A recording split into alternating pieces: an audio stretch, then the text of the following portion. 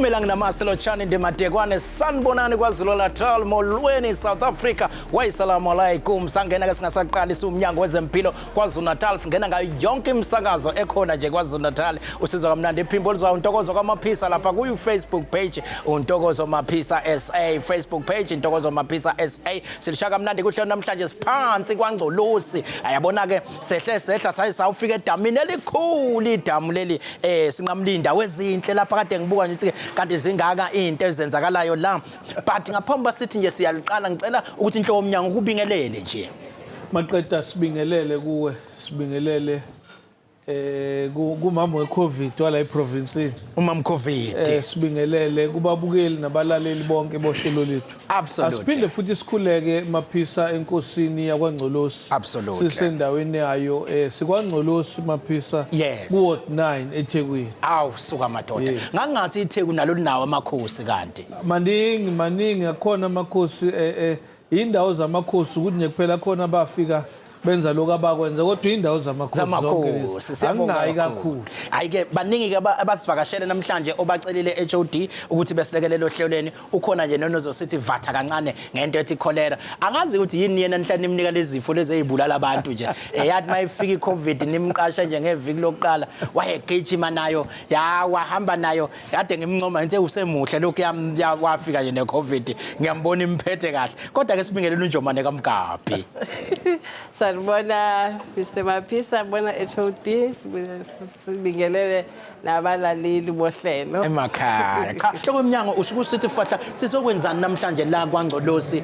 Siyazi ukuthi inyanga yamadoda le, inyanga la amadoda abhekene nezinkinga eziningi kodwa sibonile namhlanje uMnyango uthatha yonke into yaweza khona la kwaNgcolosi. Kwenzakalani la kwaNgcolosi?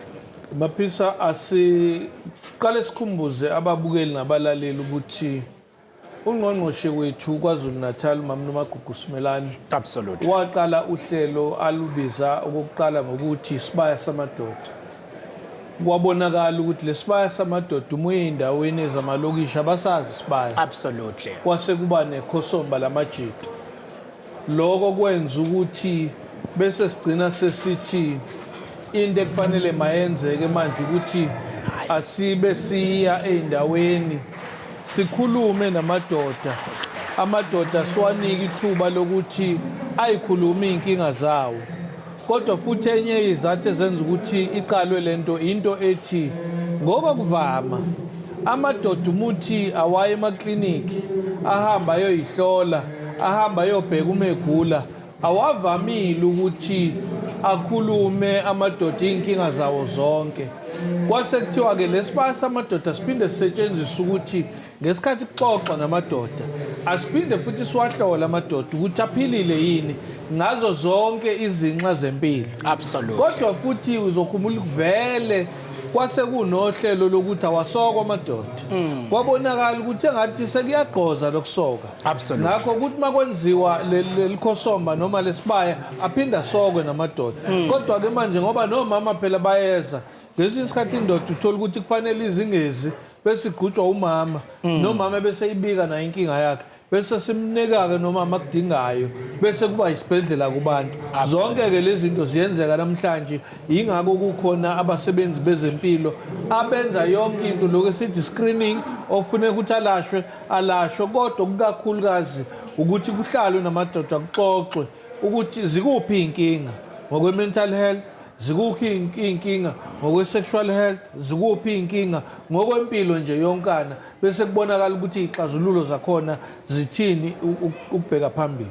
Ayi zamnandi ke indaba ngibonile ukuthi nwalande wonke amadoda ala kwaNgcolosi ngaphansi kwenkosi kukhona nezinduna. Ithini into nje oba kukhona izinduna kukhona lamakhosi la ngaphakathi benzani?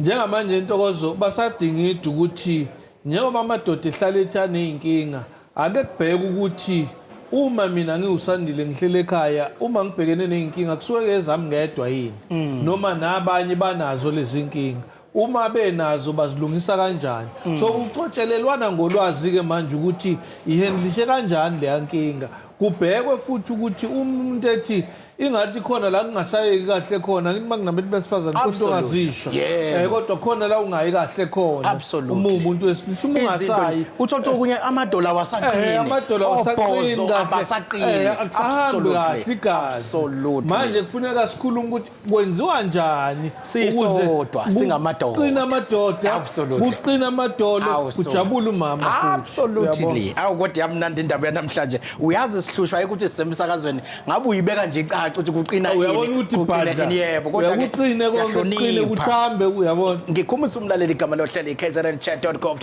lwethu loMnyango wezeMpilo KwaZulu-Natal ngiyengizwe ke dokotela besimemeza manje nakogoli bethi bayalithola kahle kakhulu uhlelo kogoli nako Eastern Cape bayangena bethi bayaluzwa kodwa ke sihlale sibakhumbuza ukuthi cha thina sihamba ke bese sivaleleka la KwaZulu-Natal ngokusiza ngoba basimemeza bethi washo omunye ethi nama ke ningisize ngapha ngilapha egoli efele nehenge ngoze ngithi efele nehenge awu siyabona impela kuyenzeka izinto kodwa ke asibe sisakwazi ukufinyelela ngoba sila esifundazweni saKwaZulu-Natal sesithi ke abantu abangene epage lethu la Facebook la sesithi ake bencome umuntu obaphathe kahle siyazi ukuthi abantu KwaZulu-Natal banazo izikhalazo abahlale beyiletha eMnyangweni ngenye futhi indlela zethu zokuletha izikhalazo ikhona indlela ka WhatsApp ikhona indlela ye app ethi bika sikusize ungangena kwi-app ethi bika sikusize ulethe ukukhalaza kodwa siyesithi ke la kuleli page abangene bencome nje umuntu oyedwa wenze kahle nokuphathe kahle ukuze siqhuquzele nabanye ukuthi besebenza kahle ukhona kuZanele Buthelezi uthi ngicela ukubonga ubusisiwe phakathi osebenza ehlengesizwe CHC eMpumalanga Township outer west of Durban uthi hey lo assist bakwethu hawu mawufike kuye ukhipha konke nakho isineke uthi siyababaseka uJomo Jali uthi lapha ya eclinic yasefolweni ensimbini ukhona uMamvelase sikhona isineke la ubakethi uncoma uMamvelase uCynthia Shalom Mtha uthi hayi nangu-ke useMount Elif lo uthi ke uncoma le eMount Elif eEastern Cape futhi ngiyabonga etiyele siyabulela noDokotela Mthembu impela ke ngiba ngisho ukuthi kungena ngisho igoli kungena eEastern Cape kodwa ngihlale ngibakhumbuza ukuthi mawusufuna usizo ke thina sila KwaZulu-Natal asibe sisafika le ngaphandle kwesifundazwe ufama Msabe uthi ke ngicela ukubonga ufikile eGumede owayefunda osindisweni ngo2015 I think hey impela ke uyambonga nje ufikile eGumede manje mawusubonga wayefunda kusho kwakuyi student nurse lesi ngiba nayo ke lento ukuthi ke hey uthi wayemsiza angeke ngazi ke ukuthi ke ngoba phela student nurse mawususincoma kangaka kodwa kuyambonga uthi ke wayefunda lapho uNonjabulo Njilo uthi ufuna ukumbonga esaphila ubonga abantu base Richmond District Hospital sonke staff uthi abasebenzi bakhona siyabonga ukuzinikela nenhlonipho yeni niqhubeke njalo angithi yezwa ke bakhona benza kahle eMnyangweni ingakho ke sesithathe lethuba sithi asilisebenzise Nyanga yamadoda ke le siyasithola isikhathi esiningi ukuthi indoda ayingakhali indoda ayifele ngaphakathi nithi nina maseniwayala amadoda nihleni nawo njoba nixoxa nawo ngaphakathi ke kuthini kuwona ukuthi insizwa mayinencindezi icindezelekile ayingakhali ayingafeli ayifele ngaphakathi Maphisa indoda umuntu njengoba nomuntu wesifazane kuumuntu absolutely indoda inama emotions njengoba nomuntu wesifazane nama emotions indoda iyaphatheka kabi njengoba nomuntu wesifazane ephatheka kabi uma iphatheke kabi indoda okulula nokuhle ukuthi ayikukhiphe lokho kuyiphathe kabi okufaka phakathi ukuthi ikhale uma ifuna ukukhala isingakhala ke uma isaba ukuthi ayifuna ukukhala phambi kwabantu ibe nendawo yayo ezothi awuthi ngiyokhala lapha kodwa ungathathi into uyihlalise kuwe ngaphakathi ngoba imthelela yakhona miningi futhi ayimihle kodwa ke angayichaza ngesinye isikhathi kwase kuba nokuqondana onjomane basuka kuletho njomane kanti sekufanele ngiphinde ngixoshe abanye ngifaka abanye ngoba ngathi baningi abantu bakwaMhlongo kule department futhi ke baphethe lezi zifo eziyingozi mental health bayahluka lezi zisihlupha kodwa ke into esiyigqugquzelayo Maphisa ukuthi umuntu wesilisa akayithole indlela yokukhipha okuyena ngaphakathi yes akayikhiphe ngendlela enhle ungazi ukukhiphe ngokuthi uyophuza utshwala noma uyoshaya umuntu noma uma kusho ukuthi khala Awubakithi. uma kusho ukuthi ixoxe into ixoxe Hey. kodwa futhi kubalekile ukuthi uyixoxa kubani Yes. ngeke nje wena ngikuxoxele Maphisa ngoba uzobuza uzoyikhuluma la into yakho isifuba ngeke isifuba ngichaze into ukuthi cha ongenayo. into engekho bakwethu Nalokho mayuyixoxe kubalulekile. ungangixoxela indaba ikushisa bese ucanti mina izongivuthisa nje uthi- nongiyibekile nami Hayi. engishisa ngiyayiqhuba nami Uyibeke phansi. absolutely washo ubunye wathi hey mfowethu ngizokutshela le ndaba iyangishisa uyayibeka ke indaba ngizwe cha nami ishisa ngempela hayi ngidlulele community bafowethu yashisa le ndaba uyidlulise nawe ngathi mangithi awuyavutha ke wabuya athi umfowethu ngatshela wena ngikuthemba ngithi nawe ungangithemba ngento yayibila kanje hayi ngeke ungangithembi ngento ebilayo absolutely no ngiyazi ke ukuthi ke lenyanga mase sigoqa miningi izinto ezenzakele kulenyanga ngiyazi nangaphakathi eMnyangweni kunomlayezo ohlala udlulise emadodeni ngaphakathi eMnyangweni abasebenzi ungathini umlayezo wakho sesigoqa ke inyanga yaphela inyanga yamadoda ikakhulukazi kubasebenzi nakumadoda in general. Angiqale kuwamadoda in general Maphisa ngoba usuthe siyadlula siphume kwiprovince yaKwaZulu-Natal. Absolutely. Okokuqala siyibuke ngokweBhayibheli. Yes. Uma ubheka esikhathini esiningi uNkulunkulu ukhuluma namadoda eBhayibhelini. Okusho ukuthi athenjiwe. Yes. Umuza futhi ngokwesintu. Yebo. Amadoda futhi wona hamba phambili. Okusho ukuthi amadoda athenjiwe. Ithethe. Awayekeka amadoda ukuthi azibulale wona ngotshwala. Ngelinye ilanga soyixoxa ukuthi impact ne-effect yotshwala ithini kuwe nasemphakathini nasemndenini wakho. Okusho ukuthi amadoda wayinakekele wona okokuqala. Bese kuthi la ngaphakathi akhona amadoda ikakhulukazi lawa awonesi. Akusho ukuthi umunesi noma uDokotela usuyinto entekenteke. Kodwa ukuziphatha kahle nokubahamba nokuhlonipha abantu kusho ukuthi vele uyababiza abantu ukuthi abakwazi ukuvuleleka kuwe bakhulume kodwa ngiyafisa ukuyidiscourage leyo ukuthi umuthi uyindoda uzozibona ukuthi uyaphuza uthi ngiyashaya ngoba unenqwaba nje yezingane ongazi ukuthi zizokondla obani mhlambe nawe awukwazi ukuzondla bese kuba amadoda wakwazi ukuzibekela imali ikusasa silazi awayiplan impilo yawo awayiplan impilo yemndeni yawo absolutely usakhuluma indaba emali khonsizwe ngizikhala ethi hawu sebeze bayishintsha nalena imali sekukhona imali entsha bayishintshelana isingakabi nawo nalendala manje ke lento yemali inkinga bakwethu iyafuneka yona imali siyubonge kumlayezo omuhle ngempela kwenyanga yamadoda ngibonile ukuthi ekseni sithe sivuka namhlanje nabo nomhlangano omkhulu labe kuhlangane khona wena uyinhloko yoMnyango nalo baba isikhondla ngabe ubaba ngabe yini ekthi uAuditor General nongqongqoshe wethu mhlambe awukusibeke ngizwile kuthiwa bekuyindaba ezimnandi ngezwe kuthiwa kufanele nishisa inyama kwi-department kwenzeka into emva kweminyaka engakaze yenzeke kodwa engazi ukuthi wathi ufika wathi efika uMEC wathi iphupho nanti iphupho leningathi selifezakele ubethini uAuditor General kunina ekseni namhlanje engathi njengoba kukhona unjomane leyanto yayiduka iminyaka isibuyile bakithi kwakunenkinga yokuthi for iminyaka engaphezulu ka10 Maphisa i-Department of Health ingakaze ithole i-unqualified audit sesigcine siyitholile amabhukenu acoyisakale amabhukethu abuke ngathi general nendodokhuluma ngayo ithe cha nithi nikhipha umsebenzi nikwenzeni kwenzayo nigijima kodwa nibe nikwenza ngendlela amabhukenu ayasigculisa bathi they are fairly represented okusho ukuthi njengamanje uMnyango emva kwaso sonke lesikhathi sesiphume namabhuku athi hayi konke kuhamba kahle hayi mina ngifuna njalo abantu bebuye beyiqonde lento ukuthi iMnyango ihlukahlukene injalo khona iMnyango othola ukuthi ama-office yabona uMnyango nyomncane i-office anyana kube khona iMnyango emkhulu ukuthi makuthiwe ngempela amabhuku akho acoyisakele hey kusuke kusetshenzwe ngempela shuthi lento ithi Maphisa ukuthi angisho ukuthi leMnyango isho ngithini kuyo isho ukuthi lo 52 billion esiuphethe ngezandla uphathe kahle labo abahlale bethi kune corruption abayobuza ke uDokotela iphike manje corruption hey khona omnye ungqongqoshe wayijale uthi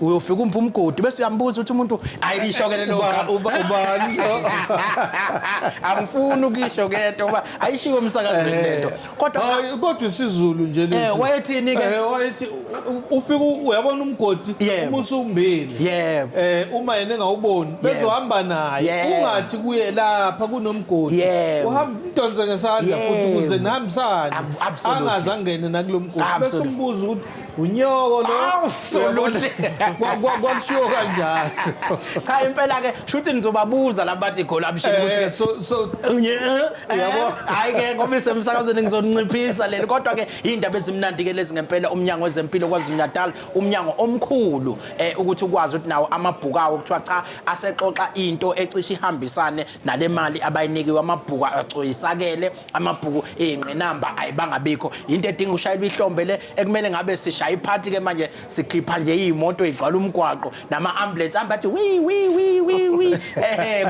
kubongwe nje ukuthi cha konke ekhanje kahle ngiyathemba ukuthi ke uzokudlulisa ukubonga kubasebenzi naseyibhedlela kuyonke indawo ukubabonga nje abantu abasebenze ukuthi sigcine sibe kulesimo esikuso manje emva kweminyaka Mapisa ukuthola i-unqualified auditor kuyona into ye-head office kuphela isuka phansi kumsebenzi osebenza phansi onakekela ukuthi sithenga amanzi awasebenzisa ngendlela yini sithenga itafula salisebenzisa ngendlela yini lisekhona yini konke lokho ngakho sibabonga bonke abasebenzi eMnyangweni wezeMpilo nawo kodwa amakomiti lawo behlala esijahe sibheke ukuthi sisebenza kahle asiwabonga ke ngithema ngithi kufanele ngibonge uMC ngathi angazi ukuthi slave drive yasibonga yini kodwa ngase ngithi ngizobonga ke eMC ngoba no MC ubehleli la ebheka ukuthi yenzeka into khona nje usuku la kethena usuku lonke akuhambi umuntu athi akuhambi umuntu wathi umuntu namhlanje absolutely siyabonga ukuthi sifikela kodwa kubalekayo ukuthi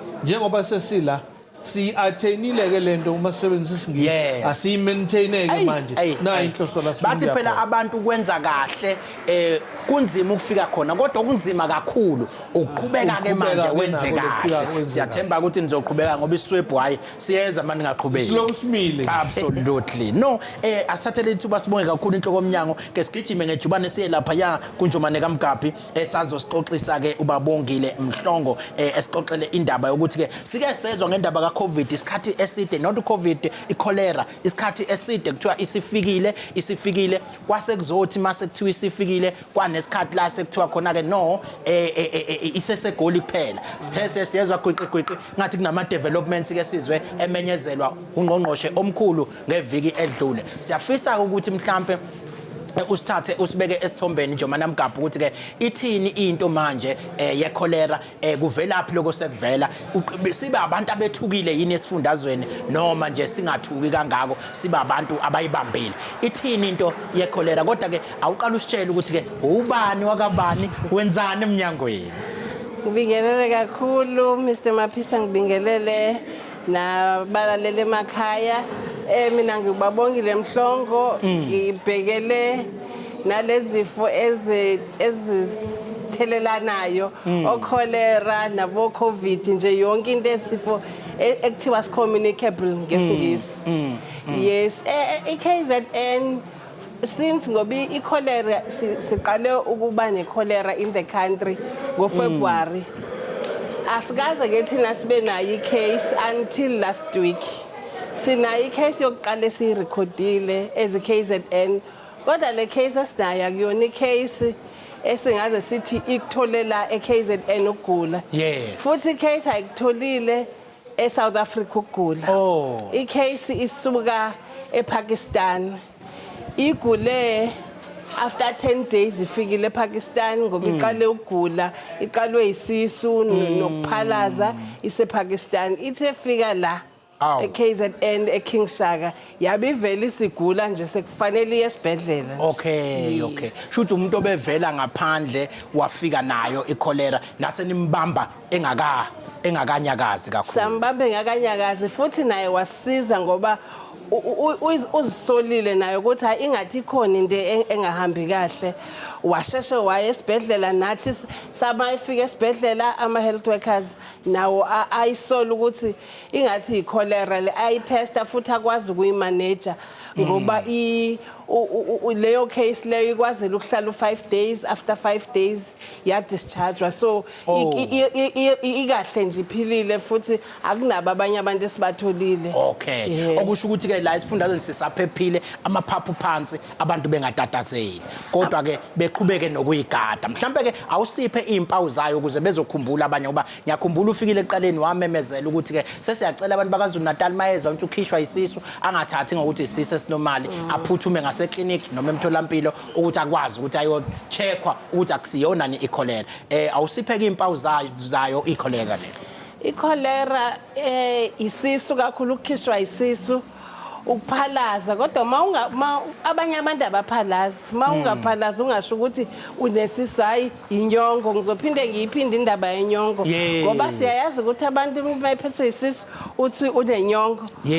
So kufanele unesisu uvele nje mawubona ukuthi hayi kade uhambe uye toilet, kufanele ukwazi ukushesha usondele ngasemtholampilo uzokwazi ukucheckwa, ngoba in the country nje while sisene cholera, umuntu onesisu any diarrhea siyamtesta until siprove ukuthi akuyona i-Cholera. So kuba no nje umfowethu lo icase yethu yokuqala ifike seyidehydrated, so uyothola ukuthi even mhlawumbe nesikhumba lesi sesishwabene kancane ngoba phela udehydrated, umzimba awusenawo amanzi. Yilento ebulalayo ki-dehydration kakhulu kwi-Cholera. Ngiyazi ukuthi ke kuningi esiwakhuluma kulolu hlelo ngayi i-Cholera. Yini ekufuneka enze umuntu osesola ukuthi ke nakho ngathi nginayo i-Cholera? Une cholera, une diarrhea, ubona ukuthi uya kakhulu etoilet or uyavomita, kufanele uyemtholampilo. Kodwa ngesikhathi phela mhlambe usalinde leyo nto ezokuhambisa emtholampilo, kufanele uzenzele amanzi la sithi fanele uwabilisa abe yilitha, ube sowufaka i-teaspoon elingagcwele nje likahle likashukela le sawoti, ube sowufaka nalawa ke awu6 futhi angagcwele kakhulu, ube ama-teaspoon, ube sowuyapholisa uma nophuza while ulindile. Ungayenzi kakhulu ngoba phela asifuni nokuthi uzi-overhydrate, uloku uphuza nje uphuza, iyakwazi nje ukukuphakamisa noma ubusulele, uyakwazi nje ukuthi ukuvuka uzufike ke esibhedlela bexilonge kahle. Okay, kunabantu ke abasebenzisa ama-jojo tank nabakhamanzi emfuleni, niyalenithini kulesikhathi samanje ukuze bengayitholi mhlambe sebedluliseleka ngaso isifo lesiya? Ama-jojo tank nje ngizoba honest ukuthi kuma-test enziwe amanzi ama-jojo tanks sinayo inkinga yama-jojo tanks, ngoba fanele ucabanga ukuthi uma une-jojo tank into eletha amanzi kwi-jojo tank angithi usukunawo ugetasi isikhathi esiningi awukho clean, angithi nezinyoni ziyafika phela zenza izinto zawo, kusho ukuthi amanzi ejojo awekho clean and kunzima ukuthi sithi wa-purify ekujojo ngoba phela ayangena ayaphuma. So into esicela abantu bayenze kuma-jojo tanks abekho ngo-20 litre or ngo-25 litre, then basebenzise i-household bleach for 2 hours, 5 mils wakho ufake for 2 hours, then bese uyaphuza. Awukwazi ukugcina for 5 days lawo manzi ngoba phela nayo iyaphelelwa ilona yayo. Enye into esiye mawukuthi ukhemfuleni uyabona ukuthi awekho clean, kufanele uqala ubeke ilona uwasefe, ubeke nje indwangu yakho very clean emhlophe before utheleke le household bleach. Ma ungakwazi ukuba ne household bleach kufanele uwafudumeze abile nje, then bese uyapholisa. Kodwa futhi masebanda kufanele ukhumbule ukuthi microorganisms ziyakwazi ukuphinde zikhula, zisho ukuthi uma ubuwafudumezile ayoloko right, but the moment ebanda azokwazi ukuphinde futhi uphinde zikhule. Inzima le ndlela, hayi yasinda futhi ke sinda kakhulu. Kodwa ke cha awusipheke nje umlayezo odlulisa kubantu bakwaZulu-Natali kulesikhathi sazi ukuthi ke sekumenyezela ungqongqosho omkhulu umemezelile ukuthi selikhona umuntu otholakele kwaZulu-Natali, kodwa ke usuthe cha amaphaphu ake sithi kungatatazeli ngoba bekumuntu obesuka ngaphandle kwezwe watholakala sambamba futhi sakwazi ukumsiza useze futhi wasinda nje naye right manje wabuyela ekhaya kodwa umlayezo manje ongawukhipha nje ubhekise kubantu baKwaZulu-Natal uthini KZN asikabi nayo i-Cholera kodwa siyaqhubeka siMnyango wezeMpilo ukwenza lento ekuthiwa i-case finding lapho sibona khona ukuthi i-high risk area la mhlawumbe kusuke amanzi akekho siwabona ukuthi amanzi aleyo ndawo akekho sezingeni siyayenza i-case finding sizama ukubheka ukuthi sitest amanzi nabantu siyabatesta nawo especially aba around le case siyabheka ukuthi akekho yini umuntu oyitholile kodwa for now akekho and siyanicela ukuthi into ebalekile ukuthi i-sanitation kusho ukuthi inkinga yindle inkinga ye-cholera yindle masingazama nje ukuthi mawuya toilet ugeza izandla zakho mawuqeda ukushintsha ingane ugeza izandla zakho mawuzophatha ukudla ugeza izandla zakho ngoba inkinga ikulabo F sithi food feces fingers field ngoba phela nalabo abazithuma kule ndawo lezi zama abanye abantu makufika imvula nje konke kuhamba kuyemfuleni so uphinde ke wena ufike wenze leyo nto yenza ugeza izandla zakho mhlawumbe udlule emfuleni ugeza izandla zakho so uyafika ekhaya uphatha ukudla nayi i-cholera yahamba so siyacela nje ukuthi abantu babe careful si country it's not over i-cholera ayikadeclare ukuthi it's over and even mase ideclareiwe asiyazi ukuthi ila ikuphi ihleli kuyiphi imfula kuzothi mhlawumbe ngoba kuzoqala imvula nje ngoba i-summer season spring makuqala imvula ila sizoqala khona inkinga so we are not out of the woods awubakile njengamanje ngizothatha ke ngeqe ngejubane ngoba ngishilo ukuthi sila endaweni yakangcolosi namaphethelo ngiyazi ukuthi size la kusibaya samadoda kuzokhuluma amadoda akhuluma ngezingqinamba zawo abhekene nazo kunomfowethu ke esinaye naye osuka la ngaphakathi engizocela ukuthi introduce ukuthi kubani wakabani la endaweni waziwa ngelephi igama lakhe lomtsizwa sawubona mfoka baba Sibingelele kwabe TV yes mina nguStanley Maphumulo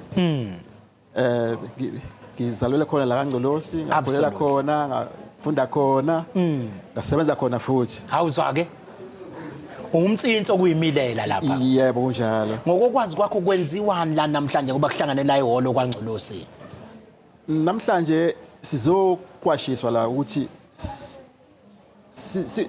siye emakliniki absolutely sibheke nempilo yethu ukuthi yiziphi izinto esiyidlayo siyiphuzayo nokwayi siyaxwayiswa ngawo nophuzo oludakayo siyaxwayisa nangalo ukuthi siqaphele noma ukwenza kodwa kungakwenzi kudlulele yebo manje ke awungithiphise lapha namadoda ikhona into ethi abantu besilisa abathandi ukuza ezintweni ezifana nemtholampilo ufuna nje ukugulela ngaphakathi azacishe mhlambe eze ngoba sekukubi kakhulu la ngaphakathi manixoxa ziyavela into ezifana nalezo nanokuthi ke ungathini nawe kumlayezo wakho kwesenithole lezi ingxoxa ade nezixoxa ongayibhekisa nje kumadoda la KwaZulu-Natal ya thina madoda sinenkinga yokusaba kuya emakliniki kwesisikhathi kuyenzeka umuntu asabe ngoba uyathi meye khona mhlambe abone sengazi ukuthi uzohlekwa noma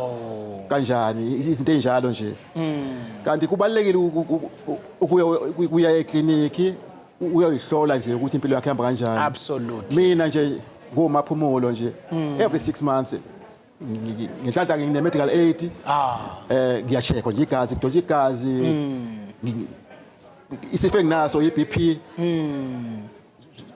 ngidla lawo maphilisi lawo noma kungesona kuyonto engqilazile egazi lami ngoba umuntu okwazi ukuyinakekela ngiya exercise ngiyaklima engadini ekhaya ngiyalusa nanemfuyo ekhona embalwa umuntu nje ohlala nje enyakaza umaqhapheshe yebo absolutely no iyajabulisa ke kodwa ukubona kunisizana uhlelo olufana nalopho lapho enibizwa khona namadoda nje nodwa nivalelane nezinduna namakhosi nixoxe ngezingqinamba ezibhekene ngqo namadoda libaleka kakhulu uhlelo njengala lolu ngoba isikhathi esiningi namadoda izinto sigcina kuthina ngaphakathi okugcina lapho usugcina end up usulimaza umndeni ulimaza ingane mhlawumbe ugcina nawe usuyilimazile yindaba awufuni uphumelela ebandleni uthole imbono mhlawumbe nezeluleko ezithile ukuze kwazi ukuthi impilo iqhubeke phambili. Yini nje kushaya umxhwelela ngaphakathi njengoba kade nixoxa oshilo cha ngihamba nayo ngiyekhaya manje bengingayinakile kodwa ke sebethe ezinye insizwa amaziphakamisa ngiyabonda ngiyithathe nami ngihambe nayo le. Yini uyishaya umxhwele nocala uma ungayibeka ukhona ongasizakala enye insizwa khona la KwaZulu-Natal? Ya engithathile nje ukuhlonipha ekhaya unkosikazi wakho ingane zakho ukwazi nokuxolisa makhona la ukhona ushayise khona ukuze impilo yasekhaya ikwazi ukuthi ibe simene right.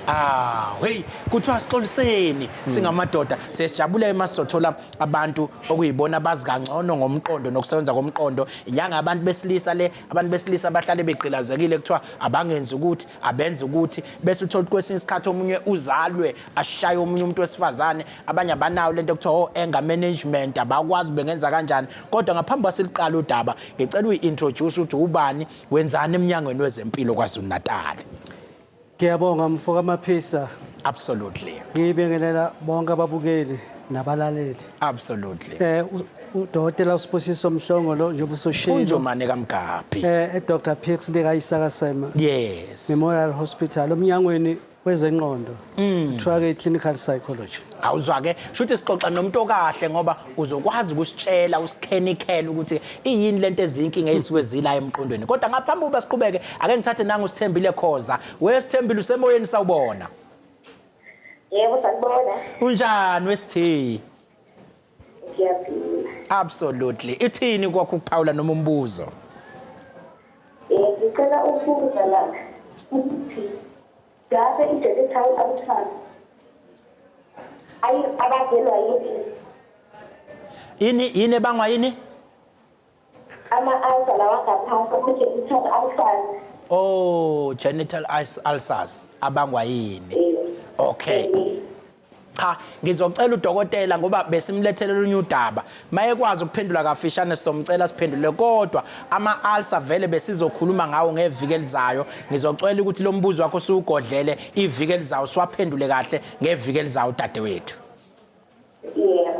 Ngiyabonga kakhulu esithe hayi ke ama-ulcer vele besikade siwaphathile ukuthi ngeviki elizayo kahle kahle bethi siwashana namhlanje kwase kusuka ligcwala kuhlelo lwethu ngoba sila kwangcolosi sesiwabamba ngeviki elizayo ngizocela nje abama-ulcer ukuthi ngeviki elizayo thina singaphazamiseki kulento yomqondo ngoba izoze idungwa ama-ulcer bese ke ifika ingasaphelele. Cha siyabonga ke ake kusixoxele ke ngalento ekuthiwa i-anger management. Ngifuna ke sibheke kuyona kakhulu namhlanje ngoba baningi abantu abahlulwa ukubhekana nesimo sokuthi makhonto emdidile noma yamcasula ulwisana nayo kanjani.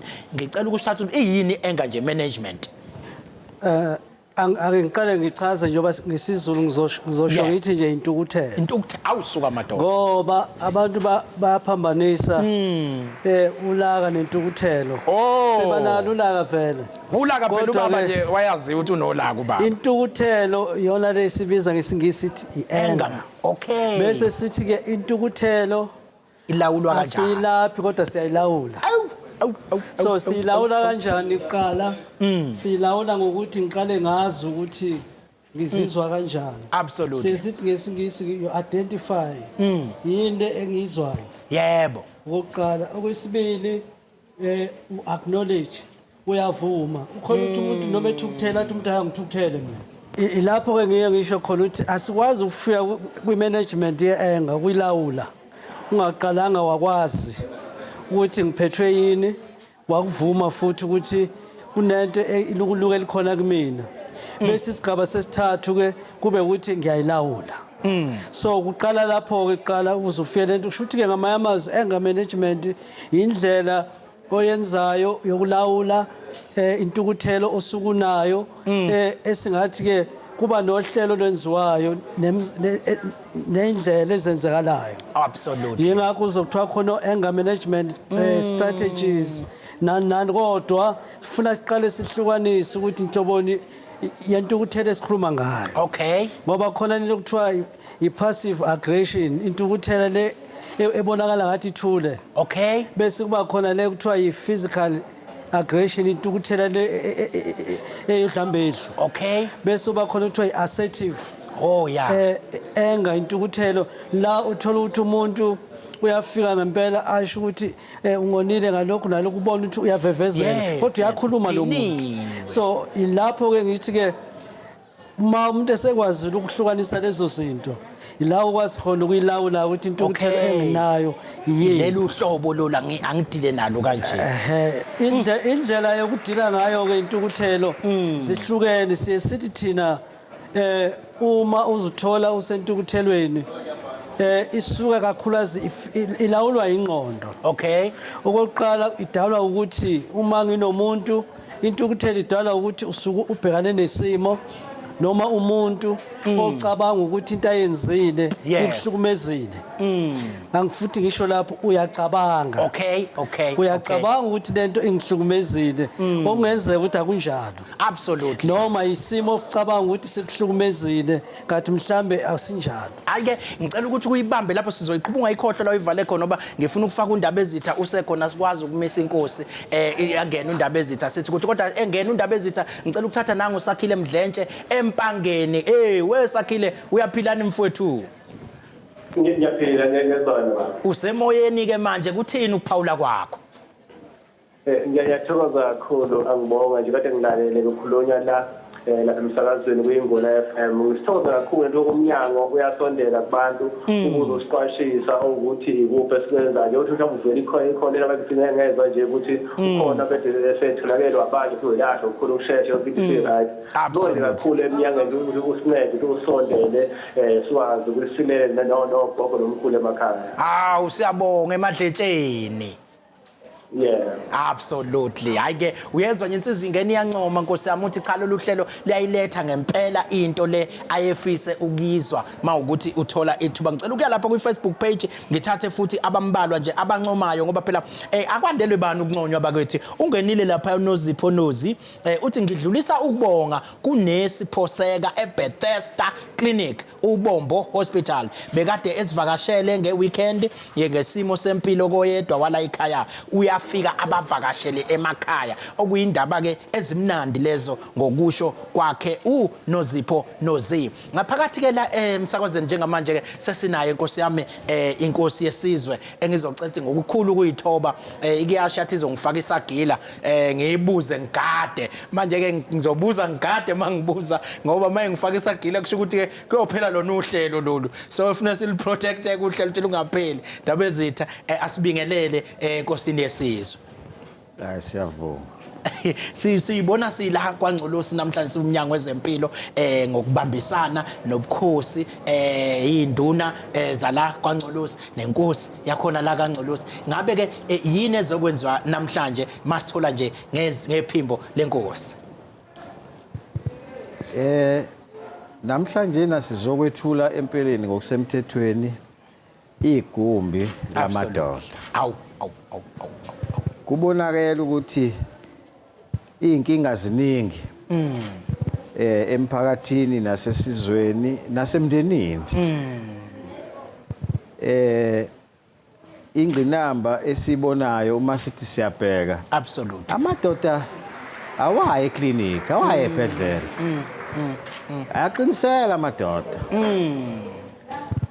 Manje ke lokho kuba kubi ngoba indoda igcina isibona ukuthi kuyonakala la bese iyasukuma sekulate isukume sekulate indoda yabona kuma sekulate usuzoba nenkinga manje ukulapha kanti ukulapha kungcono ukulapha into isanda ukuqala. Absolutely. But ke kuvele ke phela ke sizobaqhuquzela nje nako ukuthi ayina kufanele bayenze nabangayenzi ukuze bangagula empeleni ngoba absolutely ukugula angikholwa ukuthi ukugula kwakuyinto eyidaliwe ukuthi sigule empeleni. Absolutely. But ke sesidla izinto ezithize sesenza izinto ezithize sesiyasebenza kodwa kubalulekile ukuthi uma usuzwa sheshe usukuma. Absolutely. Ukwazi ukuthola usizo ukwazi ukusukuma amadoda akamanye ke ayaganga.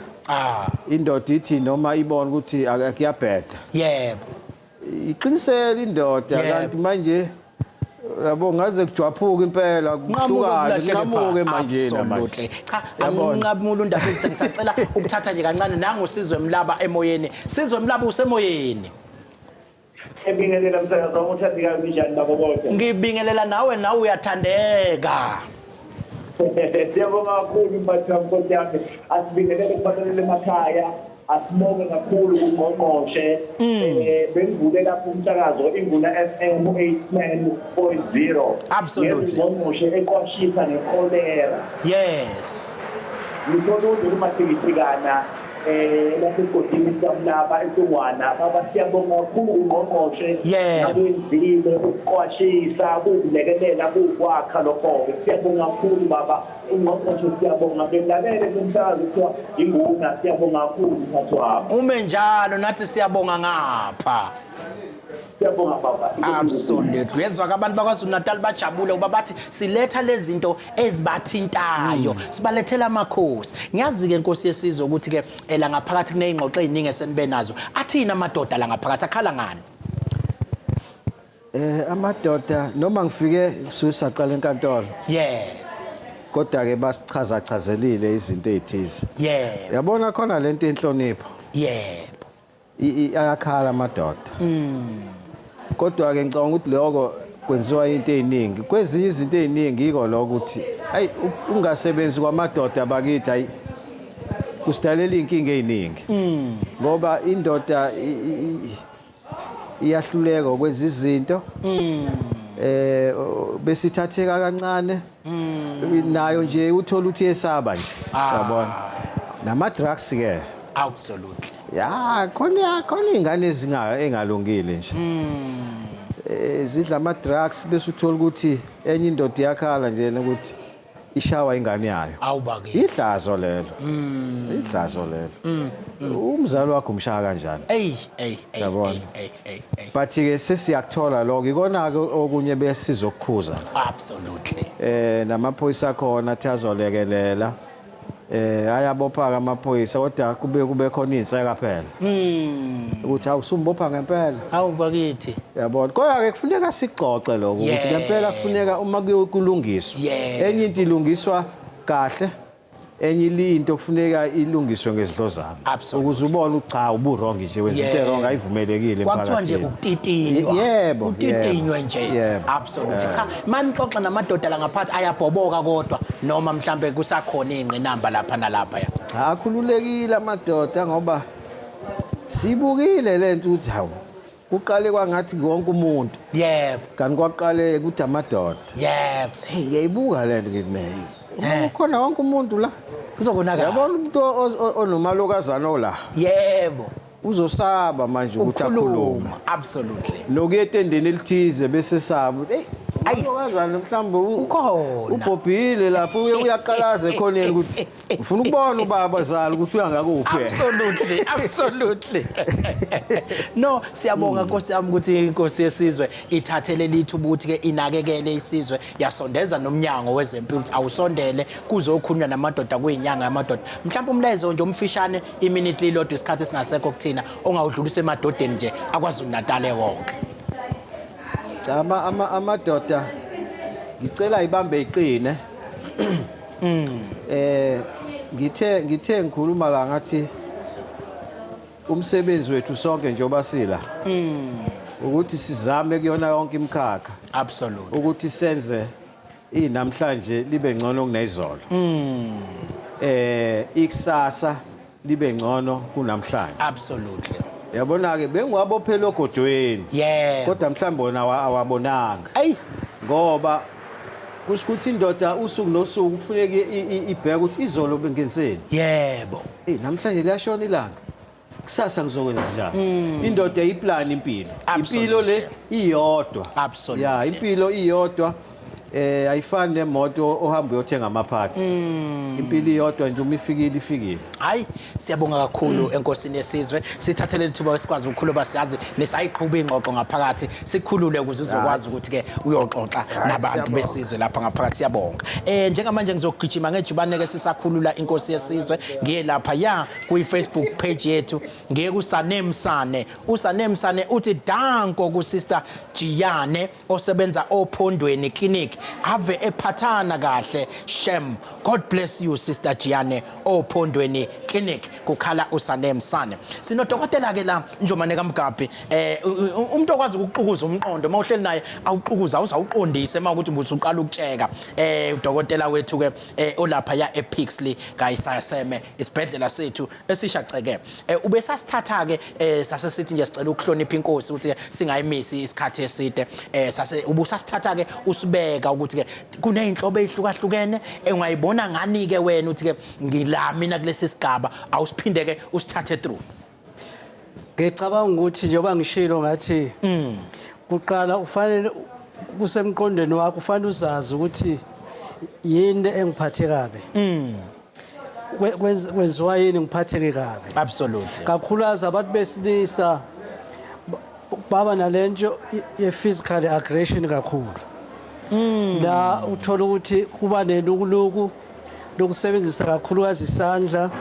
ngoba isuku idalwa kakhulukazi umcabango usuku uphusha kakhulukazi ukuthi sinenkolelo thina abantu besilisa ukuthi yonke into ifanele bese kuthina absolutely kunalento sibiza ukuthi sometimes a narcissistic tendency okay sikholelwa ukuthi yonke into ebalekile ifanele ingami is about mina manje makwenzeka izimo ezizokwenzeka ngicabanga ngokusheshsha ukuthi ngenziwa isilima la so yonke into ibibhekwa mina ngibheke ukuthi kungenzeka kube nalento yingakho sikhuluma ngezinto zokungaxoleli sikhuluma ngezinto zamaqhubu okay ukuthi umuntu wesilisa uba nazo ngani ngoba sidalwa ukuthi emqondweni uma uthiwa kunomuntu owenza iphutha elithize emqondweni wami kusho ukuthi lo muntu ubeqonde ukungeyisa absolutely so yonke into sayipersonalize kanti mase siqala manje umqondo ukuthatha ukubheka ukuthi mhlambe kunezinye izimo ezenza ukuthi umuntu enze sibona nje road rage ukubona emgwaqeni abantu sebekhiphelana ibhamu kodwa umunye umshayelise kabi leyo nto isikidala ukuthi ubona sengathi uqonde yena lo muntu uyicabangeli usizo lwakhe lasekhaya une stress asuka naso kodwa ngoba wena ucabanga ukuthi lento is about wena make sishintshe ukucabanga ukuthi ezinye izimo azingangami yila siqala khona ukuyilawula intukuthelo yethu absolutely khumbuza umlaleko sekhathi igama lohlelo KZNHealthChatDotGov.za olishayelayo untokozo kwamaphisi uhlelo lethelo uMnyango wezeMpilo la KwaZulu-Natali siluletha ngayo yonke imisakazo ekhona nje KwaZulu-Natal sinodokotela la uDkt. Mhlongo okuyena ozosibukela into ye-anger management ukuthi ke singayicontrola kanjani mase sicasukile ubona ngani ukuthi ucasukile kusuke kuyinto okucasuka umbuzo wami ozolandela ukuthi yini okumele uyenze uma uthola into ecasulayo ukwehla ngaphezulu engakwenza ugcine wenze izinto ngoba phela khona into kuyizwa ukuthi iyangidina lento but yini osuke sekufuneka uyenze ke dokotela yingakho ke first okokuqala nje ufanele uqondisise ukuthi kunento engiphathe kabi yes bese sithi ke kwesinye isikhathi ke ngoba kusuke kunelukuluku sesithina ke zama ukubala kashumi okay ngoba kwesinye isikhathi kusuke kwenzeka abantu beganene yes isikhathi esiningi umuntu wesifazane uyakhuluma ithi ndoda ngicela uthule yebo ngoba yena unalento passive assertive aggression yebo uyakhuluma umuntu wesifazane wena baba kade wangiqonda nje nabantu bakho kanje wena bese uyithatha njengesithuka ngithi bese iyaqala ke ukuyangeyisa ingakho siyesithi thina ke ungamphenduli kodwa qala ubale kashumi ngenkathi ubala kashumi senzelani angithi kunalento esithi ke is a autonomic nervous system umqondo utshela umzimba ukuthi usengozini yebo bese umzimba inhliziyo ishaya ngamandla okay ube nomfutho negazi ligijima ngoba ulungisela ukulwa noma ugijima. Okay. Ngenkathi umqondo wakho usuthumela umyalezo ukuthi ngiyahlaselwa ngiyadelelwa la usulungela ukulwa. Okay. Yingakho sithi ngebala kashumi Wehlisa umoya. ukuze reverse leyanto bese liyabuya igazi. Babethi abanye phuza amanzi. Bese liyabuya igazi ke. Nomfutho wegazi bese uyehla. Absolutely. Bese futhi sithi ke uzame ukuthi uphefumule kancane kancane umoya ubuyisele. Yeah. Bese mhlambe kwesinye isikhathi ngoba uma usuhlezi kahle ubheka uzokwazi ukubona kahle ngoba ngikhathi into ukuthela iningi icloud ukucabanga ivimba ukucabanga. Absolutely. Usuzokwazi ukucabanga kahle emva kwalokho. Noma uphume esimeni esingathi sikudalela ingozi. Ngoba isikhathi esiningi abantu abasejele bakwenza ngalento ke ingakho ngesingisi mase sisebenzisa ulimi lwethu sithi ke kunalento sithi i-temporary incapacity. So i-temporary incapacity yenzeka kwesikhathi ubulala umuntu bese kuba ne-technicality. Okay. Ukuthi ubungeke esimeni somqondo right. Okay. Ngekathi wenza leli icala. Yini leyo nto ngoba ukucabanga kwakho kwakusesimeni sokuhlangahlangana. Okay. Yikho ke sithi ke umuntu kufanele ukuthi enze lezi zinto akugweme futhi nokuphendulana kakhulu. Okay. Nomuntu bese uyayibona nalokuthi ke kwesinye isikhathi ukukhuluma. Absolutely.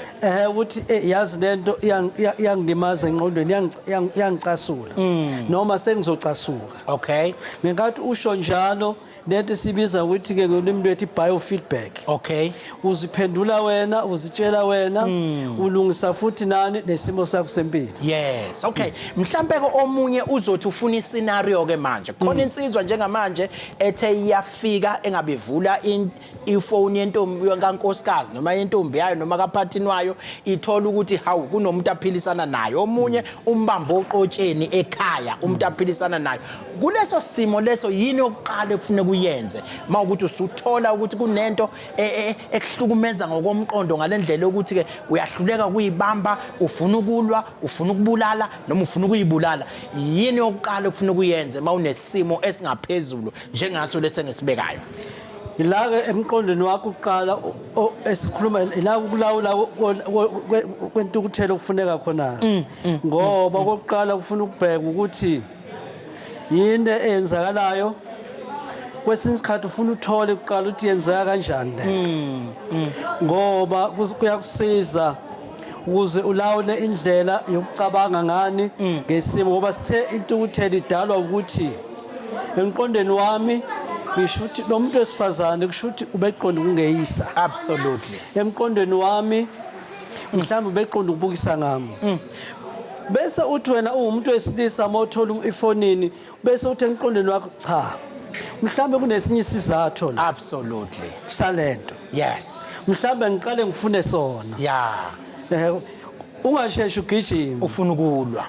Ufuna ukubulala. Bese uthi hayi kungaba khona esinye isizathu angikholwa ngoba vele wena usunesakhe osuzibekele sona. Absolutely. Ungafune sakho ke mhlambe funa isizathu esiqhamuka kuphi kumlingano wakho. Absolutely. Sengiyayibona ifoni bese ngiyayibuka bese sengenza lento bengisho uphefumule. Ngiyabala 10. Hawu madoda. Ngiphefumula kancane. Yeah. Ngiyasuka kulesi simo. Yeah.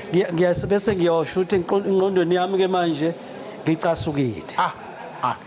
Yabona nje ngendlela engicasuke ngayo khonto emeka sengiyenza ukuze ngenze into engase ingicasule kakhulu ulalela ukuphefumula kwakho ulalela yonke into bese uyaphola bese udlulisa isikhathi bese ke uyoba kule yanto ukuthi ke ake ngithola ukuthi lesi simo sinjengoba ngicabanga ngabe ngeziwa sikhona esinye isizathu ngoba isizathu onaso wena esisodwa engqondweni ngenziwa isilima asikho esinye ocabangayo mhlambe njalo angisasebenzi ngapha. Yebo. akusafinyeleleki kahle ngoba lento exoxwa la ngaphakathi amadoda ayakuveza ukuthi ke kubaleke ukuthi sixoxe nendaba ukuthi ke mawungasafinyeleli kahle ekamelweni ungasenzi kahle ekamelweni nisizana kanjani ukuthi ufinyelele ngoba omunye uziyofuna ngaphandle nje ngoba mhlambe wena awusalelekeleli kahle usuhlala ukhathelo nomsebenzi mhlambe ukubambile naye useyayiphindiselela angithi manje njengoba ngisho ukuthi thina abantu kakhulu sicabanga ukuthi ayathi amadoda hayi mina ngeke ngumxolele umuntu esifazane ogangayo kodwa thina siyenze njani abesilisa hayi mina ngifuna ukuxolela kunzima kumuntu wesilisa ukuthi axolele yini idalwa yilento ukuthi ngesimo sokuphila sine entitlement ukuthi umuntu wesilisa vele unelungelo nokuthi angathi 1 athi 2 madoda so nangendlela esicabanga ngayo ukuthi ngoba sinamandla kusho ukuthi thina senziwa ilima asihlonishwe nangumaweza Mbali uthi uncoma kakhulu lapha eLudumala clinic ngoma onesi bakhona noDokotela uthi ave bebaphatha kahle ngiyazi ke ukuthi ke zibaningi indlela zokudinwa neindlela obususibaleleze nasihlukanisela kahle kodwa nje umlayezo ke sesigoqa inyanga yabantu besilisa ongayinika abantu besilisa abahlale benolaka belwa bediniwe nje badusha abanye bamise ikakhulukazi ke laba abashayela nalamatekisi ngiyangibona bebethe bekukhomba nje sebekushaya ngokusheshsha lapha emgaqweni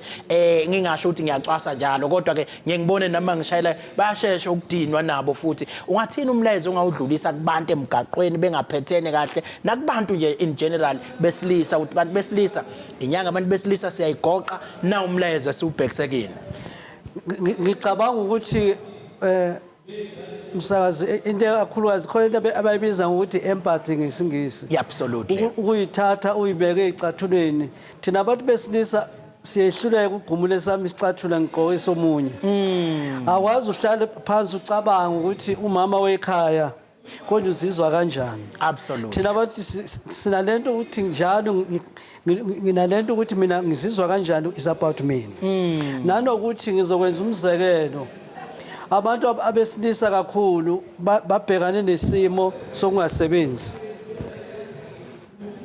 babhekane nesimo sokungabi nayo imali absolutely bese kuba khona uphuzo oludakayo uphuzo luyayenza enga kakhulu uma sehlisa utshwala ukuthi uma sinencindezi sehlisa utshwala bese sehlisa futhi sibheka izimo zokuphila ngoba bese kuba khona indlela yokukhuluma umuntu wesilisa kunalento esibiza ukuthi i-childhood trauma ukuhlukumezeka kunabantu besilisa abahlukumezeka abanda 12 years absolutely baphila nale enga nalentukuthelo abakwazi ukuthi bayikhulume ingakho sikhuthaza ukuthi umuntu wesilisa noma enenkinga kuvulelekile akakuqonda ukuthi ngabe wesilisa noma wesifazana unemizwa absolutely injalo futhi uyathukuthela siyabakhuthaza abantu besilisa ukuthi abakhulume uma benenkinga yangasaba omunye nje ujikile la ithange ujike kuphe eMnyango why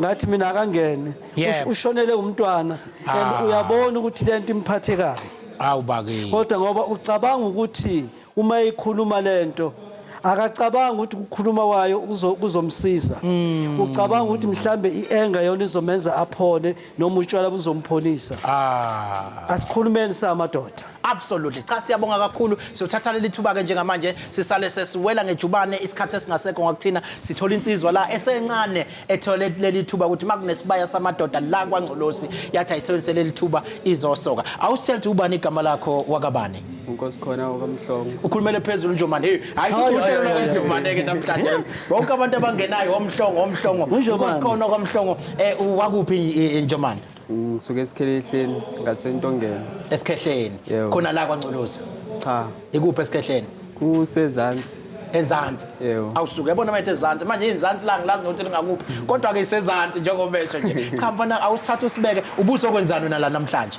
bengizosoka ubuzosoka into enjani lena bathe bazokwenzana yini ukusoka musoka uyafika ungene lapha ngaphakathi yes bakusebenza bakujove ngemjovo ewu4 ayibhlungu cha mina ngibuzwa ngomhlungu awu insizwa le ushaka uqobo lakhe Absolutely.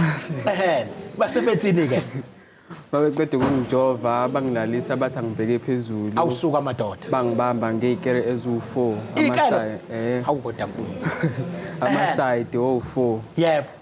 baqedeke kwathiwa ngilale ngibheke phezulu ngingabuki mina lengisetshenzwa khona Ungalibuki itotolozi. Absolutely. kwathiwa ngalibuki Yebo. bangisebenzaka ngimzwa ngodwa ubuhlungu Ubuhlungu awuzwanga. Namanje nje akubuhlungu. hayi Usungaphuma nje uyogiya manje. hayi ayikho inkinga Absolutely. angingazi ke mhlambe ebusuku ke kuzobuya kodwa Zizokhala. Cha mina ngizokuthiphisa uqinise nje uthi ebusuku alikhahleli. Ngoba la khahlela hayi ke ziyakhala. Cha mfana ke ngiyabonga. Ungathini kwabanye abantu uneminyaka emingaki uma ungasabi ukusho? Ngina 18 ngizothi 19 ngoSeptember. Uzothi 19. Ungathini kwezinye insizwe ezingangawe ukuthi uyigqugquzela ukuthi cha uzani madodana zosoka lento ayisabisi ngalutho? Ngikubona ubuhlungu obukhona la nami obhuti bami abawu2 omdala nomncane basoka kangisaba ngithi hayi angifuni ukuya kodwa kuthema kufika ubhuti wami omncane nginami efika nefomu ethi ufuna ukusoka ngazizwa ngikhululeka nje nami ngaphakathi mangithi ekseni ngaxhumana nomuntu ozosithatha ngemoto ngixhumanisa yena hayi mina okay ngaqede ngamtshela umuntu lo driving imoto ukuthi khona omunye una 19 uthi ucela ukuhamba mangabe kuzokwenzeka acela ukuthi aphathelwe iform mangenzeka mhlambe ngelinye ilanga wathi cha hayi akezi namhlanje kwayinamhlanje bavele bawatsucuza hayi ngageza ke kuseni ngavuka ngaqoka ubusagezelana ngoba phela vele uzoyitsucuza absolutely kumele ngihlanzeke phela ngibe clean khona bese ngisebenza ngi-right awu bakithi cha ufunda standard bani cha sengi okwenzeka ubani akusesibo standard manje sekwathiwa yini ama-grade usuqedile isikole ngiqede unyaka odlule usuye university manje